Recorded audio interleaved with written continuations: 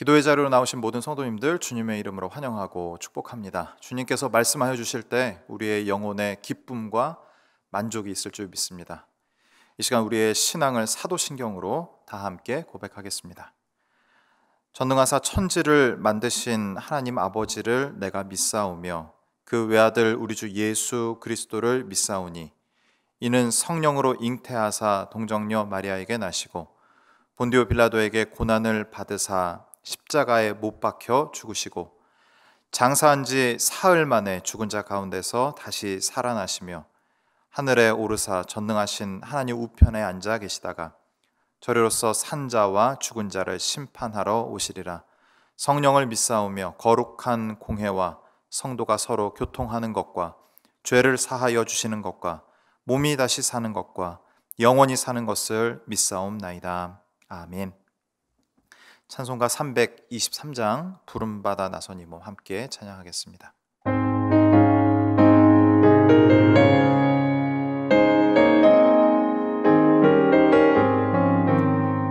부름받아 나서니 몸 어디든지 가오리다.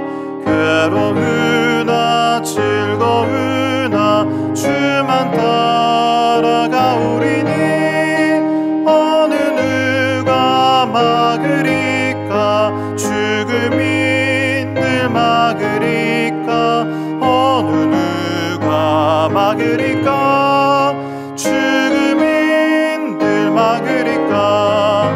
하골골짝 빈들에도 복음 들고 가오리다. 소돔 같은 거리에도 사랑 안고 찾아가서 종의 몸에 지닌 것도 아낌없이 드리리다. 종의 몸에 지닌 것도 아낌없이 드리리다. 존귀 영광 모든 권세 주님 홀로 받으소서. 멸시천대 십자가는 제가 지고 가오리다. 이름 없이 빛도 없이 감사하며 섬기리다. 이름 없이 빛도 없이 감사하며 섬기리다. 아멘. 함께 볼 하나님 말씀 여호수아 7장 19절부터 26절 말씀입니다. 여호수아 7장 19절부터 26절 함께 보겠습니다. 그러므로 여호수아가 아간에게 이르되 내 아들아 청하노니 이스라엘의 하나님 여호와께 영광을 돌려 그 앞에 자복하고 내가 행한 일을 내게 알게 하라.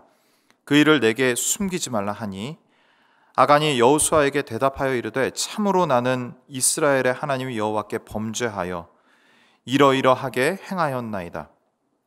내가 노력한 물건 중에 시날산의 아름다운 외투 한 벌과 은 200세겔과 그 무게가 50세겔 되는 금덩이 하나를 보고 탐내어 가졌나이다. 보소서 이제 그 물건들을 내 장막 가운데 땅속에 감추었는데 은은 그 밑에 있나이다 하더라. 이에 여호수아가 사자들을 보내매 그의 장막에 달려가 본즉 물건이 그의 장막 안에 감추어져 있는데 은은 그 밑에 있는지라. 그들이 그것을 장막 가운데서 취하여 여호수아와 이스라엘 모든 자손에게 가지고 오매 그들이 그것을 여호와 앞에 쏟아 놓으니라. 여호수아가 이스라엘 모든 사람과 더불어 세라의 아들 아간을 잡고 그 은과 그 외투와 그 금덩이와 그의 아들들과 그의 딸들과 그의 소들과 그의 나귀들과 그의 양들과 그의 장막과 그에게 속한 모든 것을 이끌고 아골 골짜기로 가서 여호수아가 이르되 내가 어찌하여 우리를 괴롭게 하였느냐. 여호와께서 오늘 너를 괴롭게 하시리라 하니 온 이스라엘이 그를 돌로 치고 물건들도 돌로 치고 불사르고 그 위에 돌 무더기를 크게 쌓았더니 오늘까지 있더라. 여호와께서 그 맹렬한 진노를 그치시니 그러므로 그곳 이름을 오늘까지 아골 골짜기라 부르더라. 아멘. 여리고 전쟁의 승리로 여호수아는 자신감을 얻었습니다. 이 전쟁의 경험으로 여호수아는 하나님께서 우리와 함께 하시는구나 라고 확신하게 되었습니다. 여리고성 다음은 아이성입니다. 아이성은 여리고성에 비하면 참 작은 성이었습니다. 정탐을 보냈던 사람들의 보고에 의하면 2,000명에서 3,000명 정도 올라가서 치면 이길 전쟁이라고 하였습니다. 여호수아는 3,000명을 보냅니다. 제안했던 명수 중에 가장 많은 숫자, 맥시멈을 보낸 것이죠. 이길 줄 알았을 겁니다. 전쟁의 결과는요, 대패입니다. 전쟁 패배의 원인은 무엇이었을까요? 여리고를 함락한 이후 여호수아와 이스라엘 백성들이 교만해졌기 때문일까요? 아이성을 너무 작게 생각했기 때문일까요? 여리고와 달리 이스라엘은 하나님을 의지하지 않고 이 전쟁을 시작했기 때문일까요? 아이성 전투를 본격적으로 다루는 여호수아 7장 1절에 아이성 전투 패배의 원인을 언급하고 이 사건을 시작합니다. 1절 보죠. 이스라엘 자손들이 온전히 바친 물건으로 말미암아 범죄하였으니 이는 유다 지파 세라의 증손 삽디의 손자 갈미의 아들 아간이 온전히 바친 물건을 가졌습니다.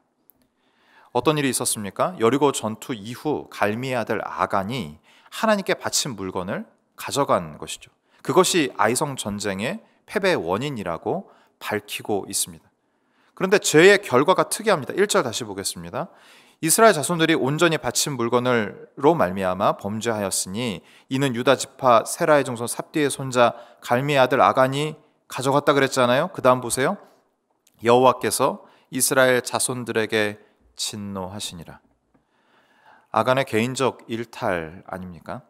아간과 그의 가족들에게 죄를 물으셔야 할 것 같은데 하나님께서는 이스라엘 자손들 전체에게 진노하셨다라는 기록입니다. 이스라엘 한 사람의 범죄를 중하게 아주 무겁게 다루시는 하나님을 만나게 됩니다. 이스라엘 한 사람의 죄는 그 한 사람의 범죄가 아니라 그가 속한 공동체의 범죄인 것처럼 기독교인 한 사람의 범죄는 그 한 사람의 범죄이지 않습니다.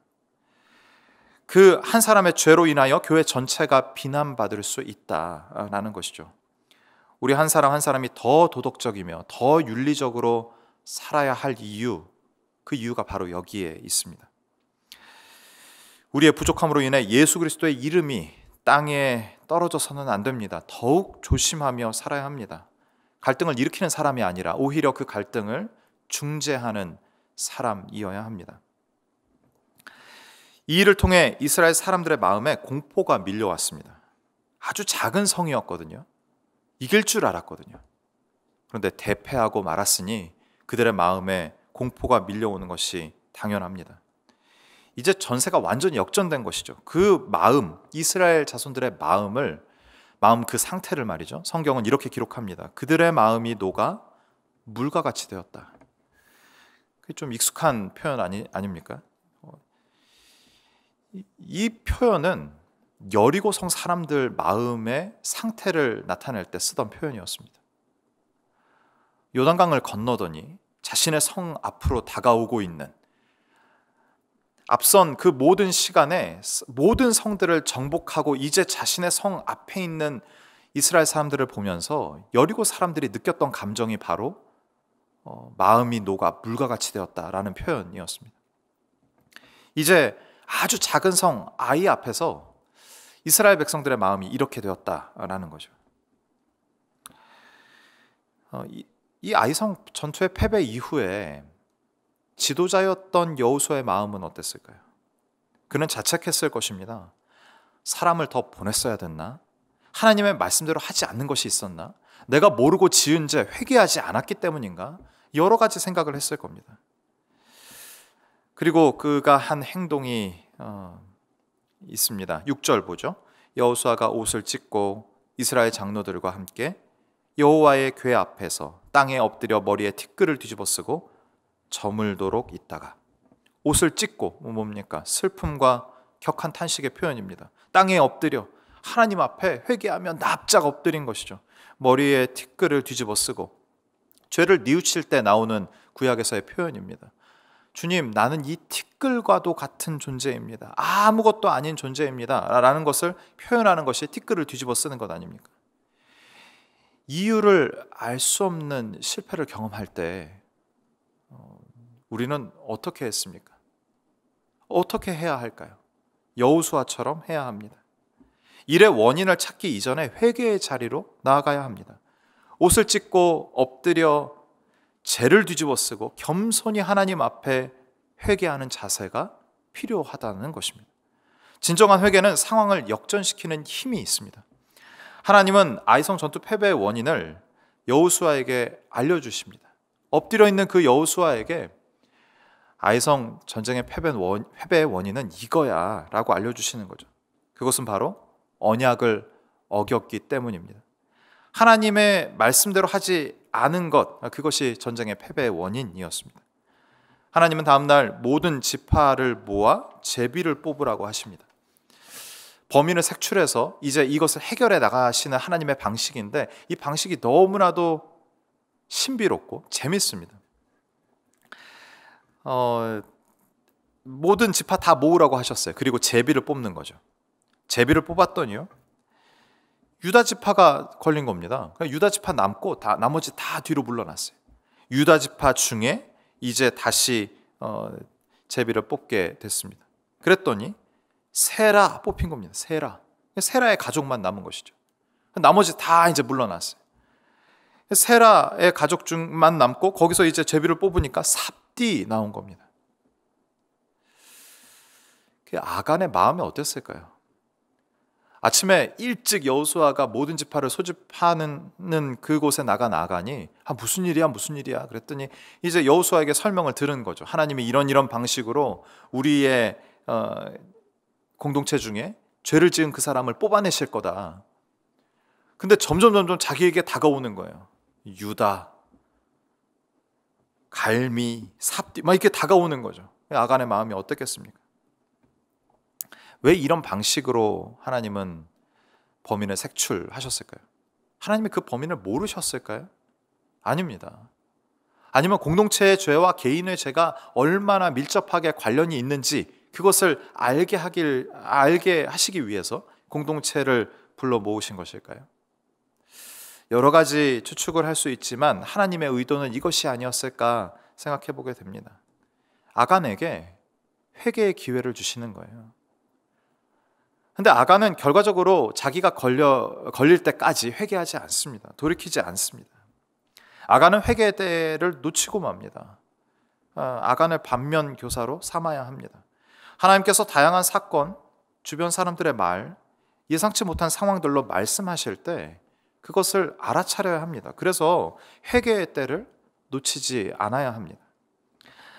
아간은 비로소 자신의 죄를 실토합니다. 그러나 이미 늦어버렸습니다. 여호수아는 이스라엘 모든 이들과 함께 아간과 그의 가족과 그의 모든 소유를 붙잡아 가지고 아골 골짜기로 향합니다.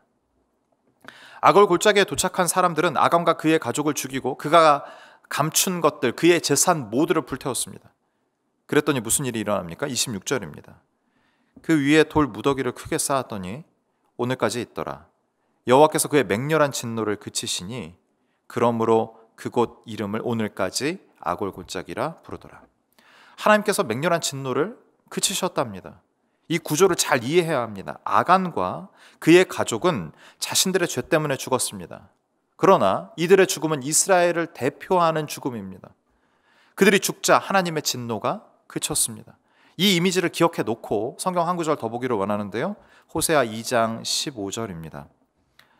거기서 비로소 그의 포도원을 그에게 주고, 주목해서 보세요. 아골 골짜기로 소망의 문을 삼아 주리니. 아골 골짜기는 슬픔의 골짜기라는 뜻입니다. 아간의 실패, 이스라엘의 실패를 기억나게 하는 곳입니다. 이후에 많은 시체들이 질비하게 쌓여 있는 죽음을 상징하는 곳이기도 했습니다.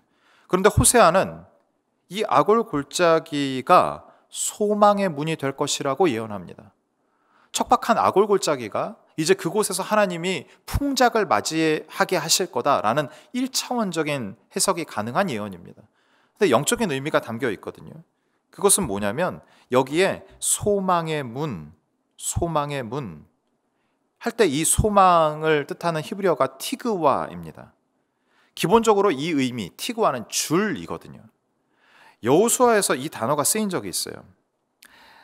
소망의 문이라고 할 때 우리 문이 중요하진 않죠. 문을 통해서 들어갈 수 있는 그 공간이 중요하지 않습니까? 문은 통로요, 과정입니다. 줄의 의미가 뭘까요? 그럼 줄이 중요하다는 건데, 소망이 중요하다는 건데요.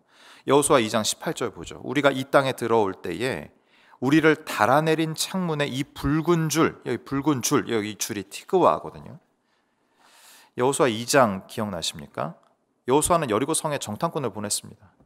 여리고 성 안에 있는 기생 라합이 정탐꾼을 맞이하죠. 숨겨주었습니다. 정탐꾼들이 다시 돌아가면서 그들을 숨겨준 보답으로 여리고 성을 정복할 때 붉은 줄을 매달아 놓으면 라합과 그녀의 가족을 구해주겠다고, 살려주겠다고 약속하면서 등장하는 것이 이 바로 줄입니다. 여기에 이 줄이 바로 소망, 티그와이거든요. 그렇다면 소망의 문은 뭐예요? 줄의 문인데, 줄은요, 구원을 의미합니다. 구원의 문인 거죠. 호세아는 아골 골짜기가 구원의 문이 될 것이라고 예언하고 있는 겁니다. 두 가지 문장으로 제가 이 모든 것들을 좀 정리할 텐데, 두 문장을 들으시고 연상돼서 떠오르는 그 생각을 한번 적어보시든지 말해보시든지 이렇게 하시면 좋겠어요. 첫 번째 문장입니다. 아골 골짜기에서 아간과 그의 가족이 이스라엘을 대표하여 죽음으로 하나님의 진노가 그쳤습니다. 두 번째요, 아골 골짜기는 구원의 문이 될 것입니다. 누가 생각나십니까? 예수님. 골고다 언덕, 해골의 언덕이라고 불리는 그 끔찍한 곳에 십자가를 지시고 오르시는 예수님이 떠오릅니다. 나의 죄, 우리의 죄를 위하여 대신 죽음을 당하신 주님이 떠오릅니다. 그 희생을 통하여 우리에게 임하는 하나님의 맹렬한 진노가 그쳤습니다. 이제 우리는 하나님과 화목하게 되었습니다. 아골 골짜기는 죄가 가득한 곳입니다. 황량하고 황폐한 곳입니다. 누구도 가기 싫어하는 그곳에 복음이 필요합니다. 하나님으로부터 멀어진 세상이 싫어서 구원받은 우리끼리 살 수 있습니다. 얼마든지 그렇게 할 수 있습니다. 그러나 그것은 하나님이 기뻐하시는 일이 아닙니다. 아골 골짜기를 구원의 문으로 바꾸어 놓으신 예수 그리스도를 전해야 합니다. 그분의 죽음과 부활로 우리가 구원을 받았다고, 이것을 믿고 따르는 이들에게는 영원한 생명이 있다고 이 복음을 전해야 합니다. 주님의 희생, 죽음과 부활을 깊이 묵상하는 이번 주간, 복음이 필요한 자들을 위하여 깊이 기도하고 그들에게 복음을 전하는 한 주간이 되기를 바랍니다. 아골 골짜기에 발을 떼는 우리를 통하여 주님께서 일하실 것입니다. 우리와 함께 하실 것입니다. 우리를 사용하실 것입니다. 주의 복음 들고 아골 골짜기로 한 걸음 크게 내디딜 때에 주의 능력을 경험하는 우리 모두가 되기를 주님의 이름으로 축원합니다. 기도하겠습니다. 슬픔의 골짜기를 구원의 문으로 바꾸신 주님, 주님의 희생, 죽음과 부활을 깊이 묵상하는 한 주간을 허락하시니 감사합니다. 아골 골짜기와 같은 우리의 삶에 예수님을 통하여 구원을 얻게 하시니 감사합니다. 주님의 극적인 구조를 받은, 구원을 받은 우리처럼 이 복음이 필요한 자들에게도 동일한 복이 있기를 간절히 바랍니다. 그들을 위해 기도하게 하시고 이 복음을 전하는 한 주간 되게 하옵소서. 예수님의 이름으로 기도하옵나이다. 아멘. 두 가지 기도 제목 가지고 함께 기도하고요, 개인 기도의 자리로 나아갔으면 좋겠습니다. 슬픔의 골짜기와 같은 인생에 구원을 허락하신 주님께 감사하며 기뻐하는 한 주간 되게 하옵소서. 이 소식을 들어야 하는 슬픔 가운데 있는 사람들이 기억나게 하시고 그들이 구원받기를 기도하며 복음을 전하게 하옵소서. 다 함께 기도하겠습니다.